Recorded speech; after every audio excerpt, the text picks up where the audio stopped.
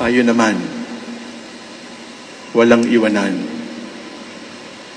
Tuloy ang laban.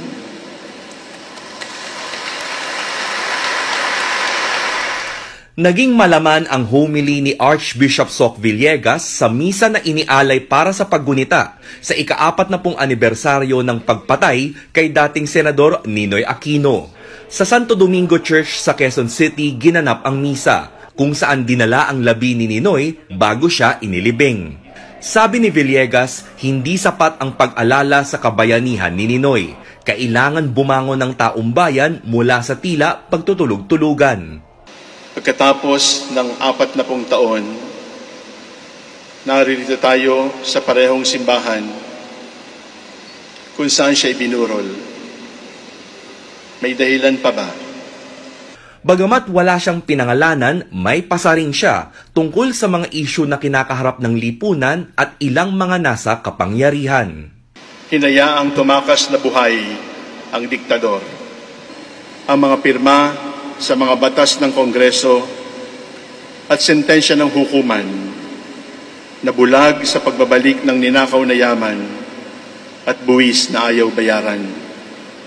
Ang panganay na anak ni Ninoy na si Bolsi, iginiit na dapat ipaglaban ang katotohanan laban sa mga tangkang baguhin ang kasaysayan at ang naging papel ng kanyang ama sa pagbabalik ng demokrasya sa bansa.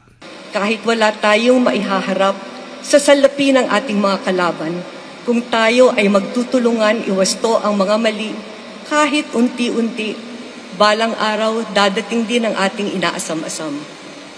Naunang bumisita ang mga taga-suporta sa mga puntod ni Ninoy at Rolando Galman, ang inakusahang bumaril kay Ninoy sa Manila Memorial Park. Sumunod ay sa Terminal 1 ng Ninoy Aquino International Airport malapit sa Tarmac kung saan binaril si Ninoy. Nag-alay rin sila ng mga bulaklak at ilang mga mensahe ng pagkilala sa kadakilaan ni Ninoy. Sana gamitin ng mga tao ang pagkakataon na ito na para sana makinig lang po sa mga kwento natin, no? Mga kwento ng aming pamilya, ng mga kwento ng mga nanindig noong panahon na iyon. At sana ayun po, parang give it a fair listen. Hello, this is your Miss A. And shout out of course sa ating mga ka-unit team all over the world, alright? Gusto ko lang magbigay ng reaction video sa ginawang homily nitong si Father Damaso. Alam mo, pare, no? Pare! Hindi kasi na, you are such a mother, father. Para ang sabi mo, kayo naman, walang iwanan, tuloy ang laban. Ano pa itutuloy mo? Tapos na ang laban nyo, okay? Tapos na ang panloloko nyo, kami naman. At wala rin kaming iwanan.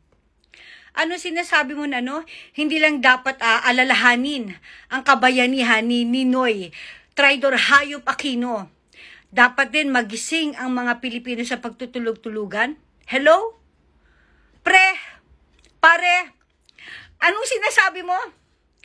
Paki-elaborate nga kung ano yung kabayanihan na sinasabi mo ni Ninoy, Traidor Hayop Aquino. Anong kabayanihan ang ginawa niya para sa mga Pilipino? Anong ginawang kabayanihan ni Ninoy sa bansang Pilipinas? Ang pagkakaalala ko kasi is bayani siya ng mga komunista. Bayani siya ng komunismo na kumakalaban sa gobyerno. So ano bang ginawa niya in the name of love? Wala naman Gusto niyang mag-lead ng bansa. Gusto niya maging presidente ng bansa. And alam mo naman siguro, pare, na gustong gawing legal ni Ninoy ang CPP, NPA, may gulay. Ang MNLF, gusto niyang gawing legal. Terorista yan, father.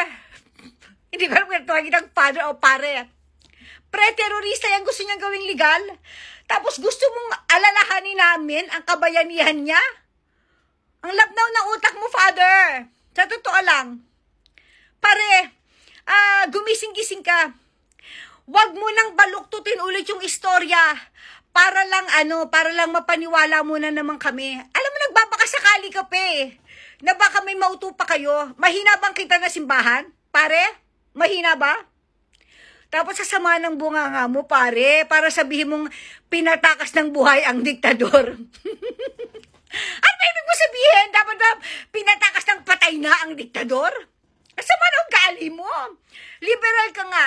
Alam mo ganyan ugali ng mga mga Aquino Bahil sa mga patayan. Sa totoo lang.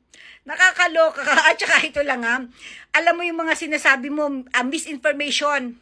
Para nagkakalat ka ng fake news, pare. Alam mo bang itong ang Marcoses, hindi naman sila tumakas. Pinalaya sila ng kumari mo. Ng kumari mong Madyongera. Si Curicong Aquino. Di ba nga, yung kanyang very, very, very famous na statement na I want them out of the country. Ganon. Hindi mo alam yon pare? Hindi mo alam? Kaloka. Kung meron mang tunay na diktador, si Curicong yun. Siya ang tunay na diktador. Alam mo yung request lang ng mga Marcoses na iba nang bumaba ng pwesto si Ferdinand Marcos Sr., gusto lang nila makabalik sila na Ilocos Norte. Okay? Pero hindi ka nga pumayag. Hindi pumayag itong Madyongerang nanay ni Cristulo Aquino. Pinalaya sa mga Marcos, dinala agad sa Hawaii nang walang sabi-sabi. Tapos pre, ano sinasabi mong hindi pagbabayad ng buwis? Ano ba yan? Ano na naman niya? State tax na naman?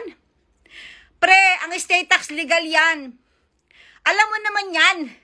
Huwag mong lituhin ng mga Pilipino porque hindi lahat nakakaintindi ng state tax, okay? State tax ay tax na babayaran mula sa mamanahin ng isang tao. At sabi nga ni BBM, yung allegedly na 23 billion na tax na yan, kung hindi mababayaran, libre niyong ilitin lahat ng mga ari-arian di umano ng mga Marcoses na sinasabi nyo. Diba? Ganon yun Pag hindi nabayaran yung state tax, ilitin ng gobyerno yan. Ba't di nyo inilit? Diba?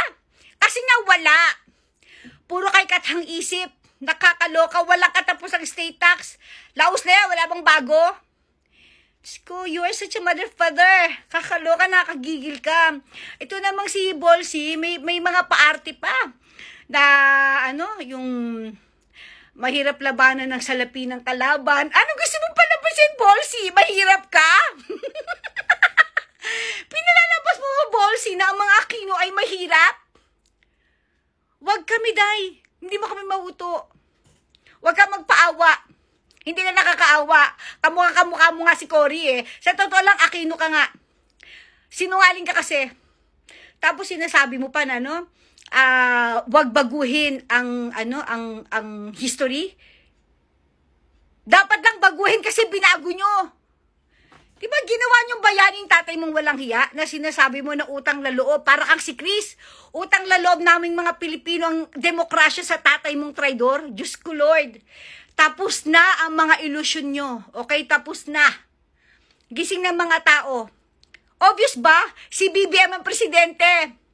So ibig sabihin tapos na yung kalokohan nyo. Tapos na yung ginawa nyong pambababoy sa Pilipinas.